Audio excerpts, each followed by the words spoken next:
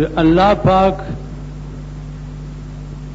رسول اللہ صلی اللہ علیہ وسلم تا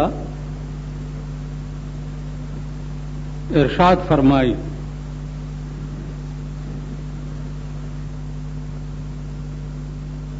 اور ټول امت تا خطاب کئی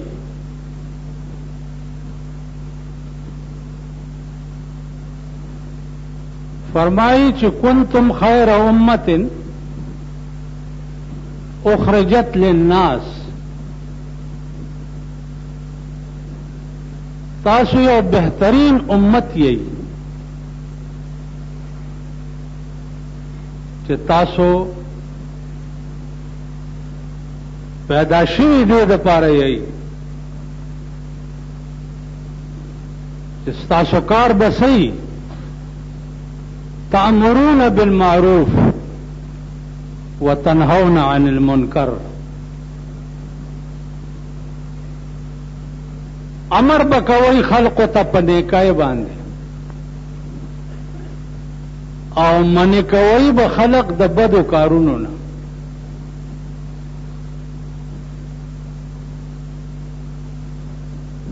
د ټول امت محمدی صلی الله علیه وسلم پیشا او کار چې ده هغه بدایي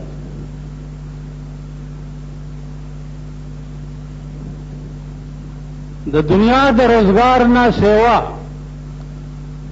چې ځان ته رزق حلال په وګټي داغه نه سیوا به نور کار نه لوی کار به دای چې تأمرون بالمعروف وتنهون عن المنکر عزیزانو بیا په دې کې به ډېر مشکلات راځي رنگ رنگ تکلیفات به پکې راځي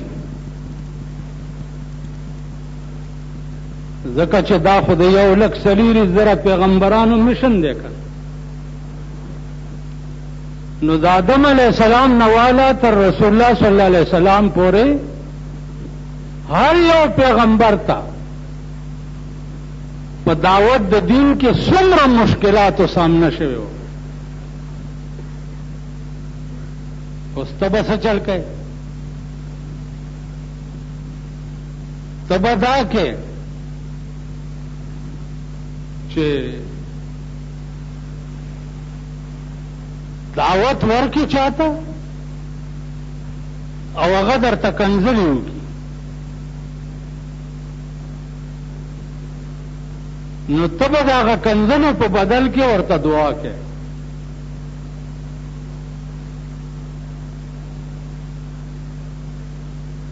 دعوت ورکی چاہتا او هغه در باندې گزار وکړي نو ته به د هغه گزار په بدل کې ورته دعا کے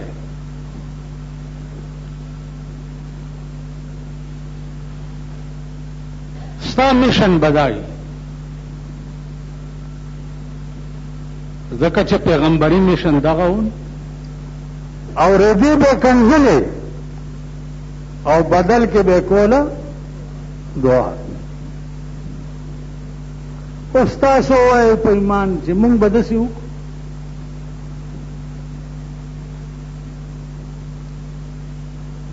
مونږ به داسې وکړو یو سړی کنځلې وکړي او د هغې په بدل کې مونږ ورته دعا وکړو نو چې د کنځلو بدل کې د دعا ونه کړه نو بیا ته امتی محمدی کې نه هسې یو کدوی ګرځه را ګرځه خیال امرا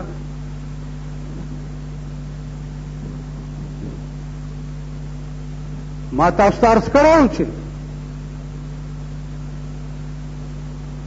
تبلیغی مشن باندې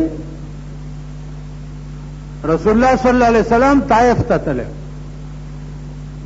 د طائف خلکو ماشومانو ته ویلي چې ولې یې پکانو دا لیونی دی ای چې په کاڼو وویشتو دا پڼې مبارکې د وینو ډکې شو. جبرائیل راغی چې دا طائف په بله واړم، نو د لاس اوچت کو، یا الله اهل طائف په ما د کاڼو بارانو کو، خدای د دې بدل کې ته په د رحمت بارانو کا. اسې تاسو ټول بزرګان ناست یې د خپل ګریوان کې وګورئ او زه یم ګورم، مونږ به داسې وکړو.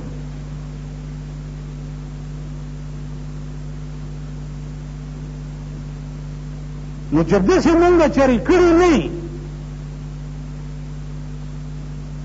نو د رسول الله صلی الله علیه وسلم د جنډې لاندې په قیامت کې د ودرېدو تمه مه کوه.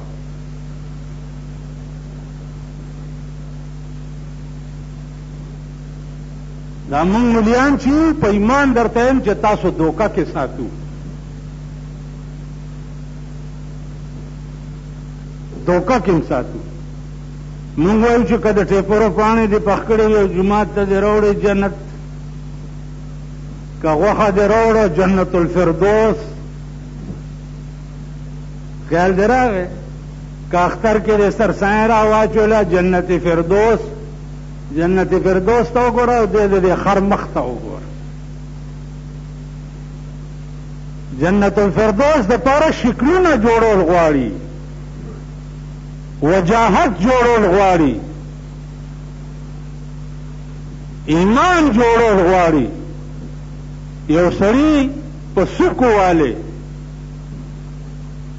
او تک په ګولۍ ویشتی شي دومره وستی وي او تا هغه د سک په بدل کې ورته دعا وکړي. ایمان دی ته مونږ کې ایمانونه کوو.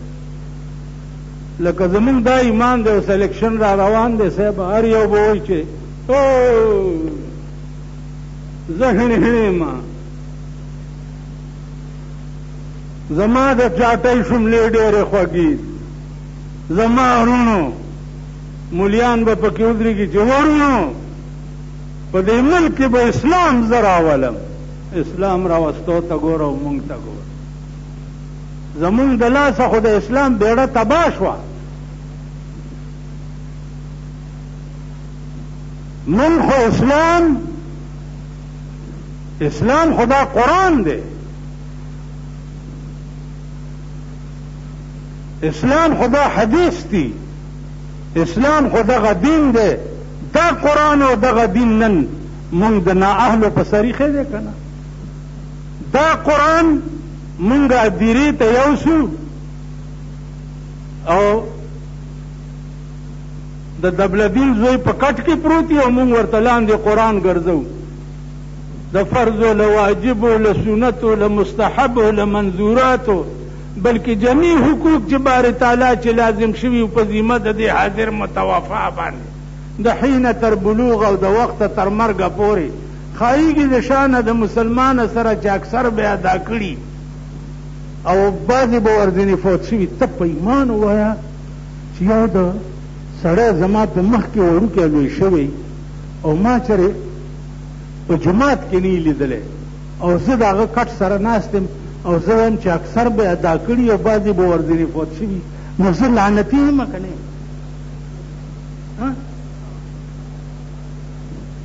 چې کوم مړی په کټ کې تاسو دا د کلو خلک ټول واورئ چې دا په کټ کې پروت دی، دی د خانه خراب بچي په ټولې زندګۍ کې خدای ته سجده نه لګاګولې او د هغه کلي امام ووایي چې دا متوفا چې دی اکثر احکام به دا ادا کړي او بعضې به ورځنې فوت شوي. نو دا دروغ وایي که نه؟ دا دروغ یې څه دپاره وایي چې قرآن لاندې د پیسو غوټه پرته وي.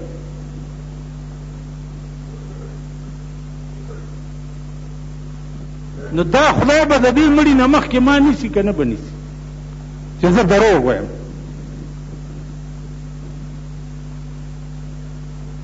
نو زما عزیزانو دروغ مه وایئ.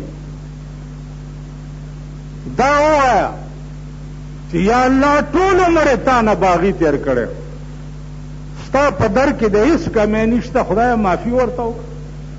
داسې ووایه کور دې وران شه. نو نن مونږه څه حال بیا په دې ملک کې جوړ په دې ملک کې د اسلام ټیکداران ګرځي لګیا دي صاحبه ګډ جوړونه کوي ماله به دومره سیټه راکې او ماله به دومره راکې او ماله به دومره راکې اوس دا د شاخه تاخه زامن به ګورئ بیا به په دې سړکونو دې خلکو له ګډي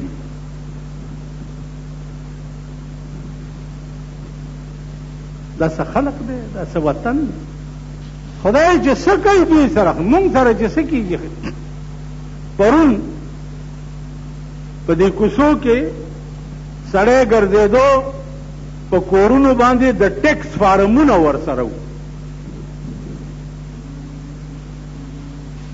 په یو کور باندې 88,000 شپږ روپۍ ټیکس نو حکمران طبقه الله ستاسو اورمیګونه مات کا اورمیګم مات شه دین هم چرې سړی وګرځولو چې په دې ماله کې کم کور چرته اوږې شپه نه یې تېره کړي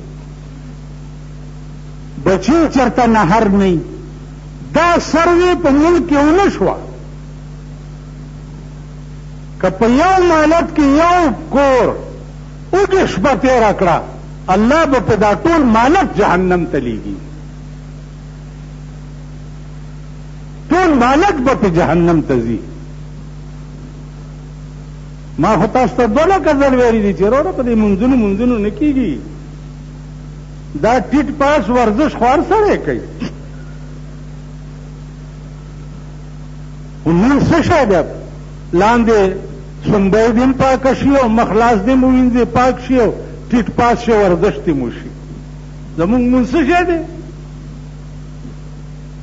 او دوبره پلي ته یې هغه راشي په جومات کې ووینځي او مخلاص پکې ووینځي او ټیټ پاس شي ورزش وکړي مونځ دې ته وایي مونځ دې ته وایي چې کوم ټکی قرآن ویلی دی په دې دا مونځګزار ډېره خفه کېږي مانه چې زمونږ د دوبرې نوم ولې علي ته دوبره وینځې نه په دغه ځای کې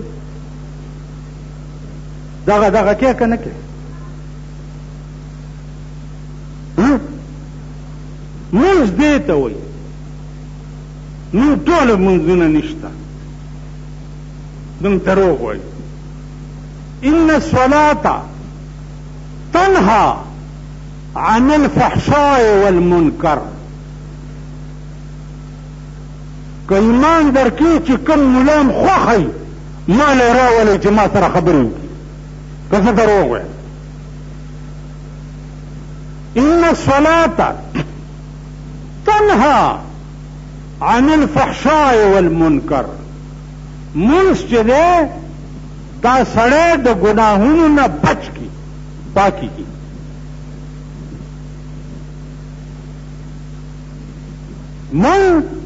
منځم کو پردی مالم خورو پردی حقم خورو دروغم وایو پردی کورونه ورانو دا زمونږ مونځ دی لباس دی حرام اغوستی دی دا مونځ دی د کور نظام دی ټول مردار دی دا مونځ دی یا دا روژه ده کلیر کټ د خدای حکم دی ان الصلاة تنهى عن الفحشاء والمنکر منځ داری گناہ نه سړی بچ کی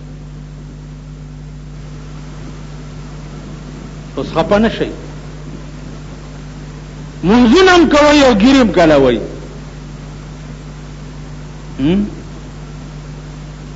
دې مسله پوهېږئ او دا ګیرې که پرېږدئ هم دا ګیر خریلي خو چې زمونږ غوندې ګیرې پرې نه دی خدای ته وګوره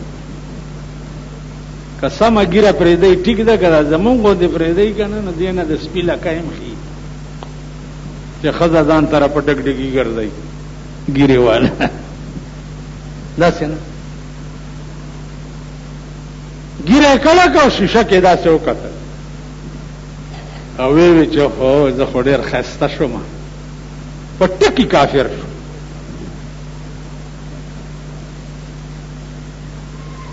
ځکه چې ګیره کلول حرام دي او تا حرام ته حلال وي، نو حرام ته حلال ویلو باندې سړی کافر شي.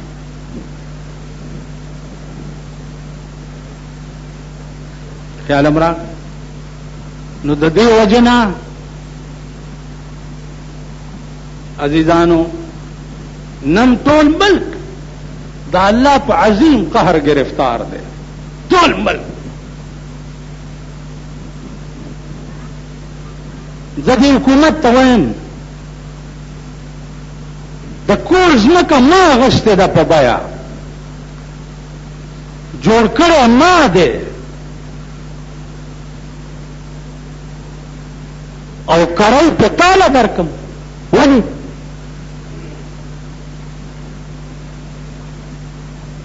پراپرټي ټیکس، انکم ټیکس تاله درکم چې ته په ښځې ګډې کې او ښځې پکې جازونو کې د نورو بادشاهانو شاغوت لبوځي.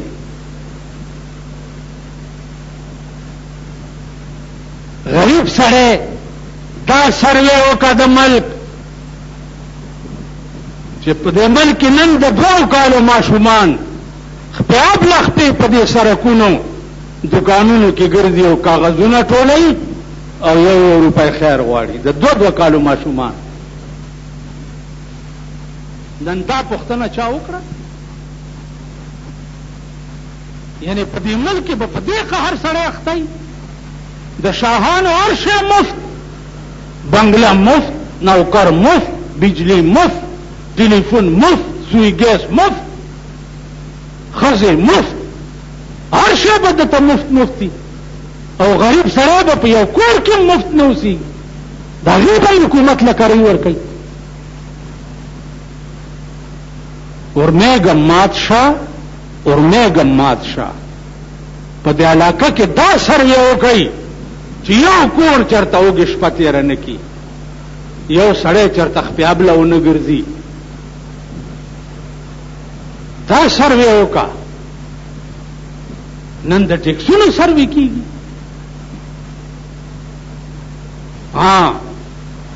د شاهانو اخراجات ختم کا. ته وګوره چې دا ملک د اسمان غوندې چلیږي که نه چلیږي. نن په یو 17 ګریډ افسر باندې او 18 ګریډ افسر باندې 10 لک روپۍ د حکومت خرچ دی. 17 او 18 ګریډ باندې 20-22 خو لا پرېږده. 3 شفته تبګارتونه ولاړي او زه د بجلی بل د لا ختم نه چې د سوی ګیس ورپسې راشي، د سوی ګیس لا ختم نه چې ورپسې د بمبې راشي، د بمبې لا ختم نه چې ورپسې د ټلیفون راشي. به ټوله میاشت دا د خدای په قهر به دا قوم اختی. په کار خدایو چې د شاهانو بیلونه د پیسو نه او د غریبانو مفت وی. داسې ده که نه ده؟ په کار دا و چې د غریبانو مفت وی. وګورئ ریکارډ دې جومات، هر یو جومات بمبه انګریزانو فری کړې وه. د انګریزانو زمانې نه والا 300 کاله وشو چې د جومات د بمبې فیس نشته. پاکستان شریف چې پکې راغی په جومات یې 8,000 او 10,000 بیلونه راولي. نو پکار باو چې انګریز د جومات بمبه فری کړې وه، نو پکار داو چې تا د جومات بجلی فری کړې وه. ده که نه ده؟ نو جومات بجلی فری کول خو لا څه کې جوماتونه ورانول شروع کړه. ولې؟ وایي دلته پارک جوړی زنانو ته تکلیفي. ای پروردګار د پاکستان په زنانو د چرګو مرض راغله. ټوغکې پې راشه چې یوه پاتې نه شي. پاکستان زنانه دا یې رړی ګډې ومبر سره یې میخې دوی خو د ملک بیړه تباه کړه. جنانه نشي تېرېدی. فوټپات باندې که مزدور ناست دي پولیس یې پته پسه فوټپات دې بند کړی دی. ولې لکه جنانه نشي تېرېدی. دا زنانه دې په مور واچوم زنانه په فوټپاتونو سره ګرځي. دا ستا ملک شو، دا ستاسو وطن شو.